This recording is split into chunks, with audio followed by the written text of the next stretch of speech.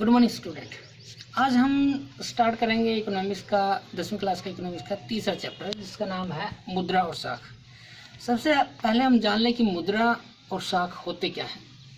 मुद्रा क्या है? मुद्रा वह माध्यम है जिससे हम वस्तुओं और सेवाओं को खरीद सकते हैं और बेच सकते हैं। करेंसी और बैंक निक्षेप इसके दो मुख्य रूप हैं। साख क्या है? बैंकों द्वारा अपने पास जमा पूंजियों को कर्जदारों को ऋण के रूप में देकर कमाया जाने वाला जो लाभ है उसको साख कहा जाता है।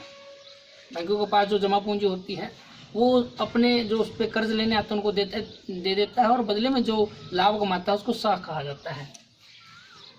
इस चैप्टर से एक प्रश्न पूछा जाता है, वस्तु विनिमय क्या है? इसको बार्टर सिस्टम भी कहा जाता है। बिना मुद्रा का प्रयोग किए वस्तुओं को खरीदना और बेचना, यानी कि बिना मुद्रा के प्रयोग के वस्तुओं का जो लेन देन है वो मुद्रा विनिमय कहलाता है। वस्तु विनिमय कहलाता है, सॉरी। मुद्रा विनिमय क्या है? मुद्रा के जरिए वस्तुओं को खरीदना और बेचना मुद्रा विनिमय है। जब मुद्रा का प्रयोग होता है तो वो मुद्रा विनिमय है। जब मुद्रा का प्रयोग नहीं होता, बिना मुद्रा के प्रयोग के हम वस्तुओं का लेन देन करते हैं तो वो क्या है? वस्तु विनिमय, बार्टर सिस्टम है। मांगों का दोहरा संयोग क्या है? जब बिना मुद्रा के हम वस्तुओं का लेन देन करते हैं तो उसमें मांगों के दोहरा संयोग की एक समस्या पैदा होती है। क्या होता है मांगों का दोहरा संयोग? इसका अर्थ है कि एक व्यक्ति जो बेचने की इच्छा रखता हो वो दूसरे व्यक्ति की खरीदने की इच्छा से बिल्कुल मेल खाता हो, यानी कि जो हम चीजें बेच रहे हैं लेने वाला व्यक्ति भी वही होना चाहिए जो उस वस्तु का खरीदार हो, और ऐसा संयोग ही होता है कि ऐसा हो जाए, तो इसीलिए इसको कहा जाता है मांगों का दोहरा संयोग। कर्ज जाल या ऋण जाल क्या है? जब ऋण आदि की राशि कर्जदाता की आय से बढ़ जाती है तो तब ऋण फंदने की स्थिति में मनुष्य पहुंच जाता है। यानी कि जब किसी व्यक्ति ने कर्ज ले रखा है और उसके कर्ज देने का जो पैसा वो इतना अधिक बढ़ जाता है कि उसकी आय इतनी नहीं होती कि वो कर्ज को चुका पाए, तो ये जो स्थिति होती है वो कर्ज जाल की स्थिति, ऋण जाल की स्थिति होती है। ये 2-3 नंबर में प्रश्न पूछा जाता है।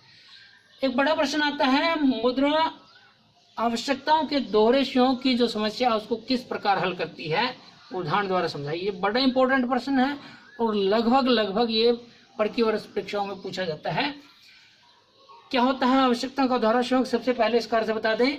जब दो व्यक्ति बिना मुद्रा का लेन देन किए एक दूसरे को अपनी चीजें खरीदने और बेचने पर सहमत हों तो उसे आवश्यकताओं का दोहरा संयोग कहा जाता है। बिना मुद्रा के प्रयोग किए वस्तु विनिमय में एक व्यक्ति दोनों व्यक्ति, खरीदार भी और बेचने वाला भी, दोनों आपस में खरीदने और बेचने में सहमत हो जाए तो ये इसको कहा जाएगा आवश्यकताओं का दोहरा संयोग। ये एक समस्या है वस्तु विनिमय प्रणाली में, और वस्तु विनिमय प्रणाली में ही ये संयोग पाया जाता है, ये समस्या पाई जाती है। इसको कैसे दूर किया जाए? मुद्रा के द्वारा ही इसको दूर किया जा सकता है। एक उदाहरण देखिए। मान लो एक जूता निर्माता बाजार में जूता बेचना चाहता है और जूते के बदले वो गेहूं खरीदना चाहता है।